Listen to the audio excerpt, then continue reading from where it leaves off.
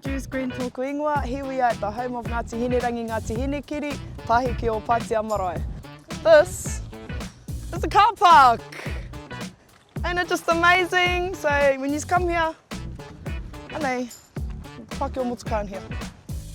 Kia ora whānau, I'm Pikiao. Here we are at the car park of our Ahurei, heading over to our stage. Hara mai whānau. So whānau, here we are at the entry. So our stage is over here and our judges' tables are all over there. Hey, Baba! Hey! Are you a judge? No. Never mind whānau. Bring your whānau along, have a fun day. Tūmeke! Mauri ora, ko ai miria kigi tēnei tuana ki te kōrero.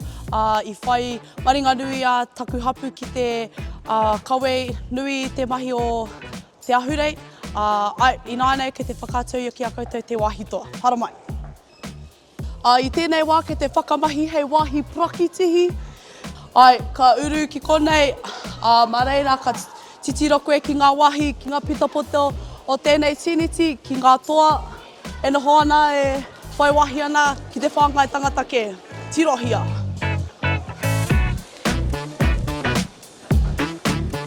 Kia ora, ko Hini Juice tōku ingoa, and you can join us live wherever you are.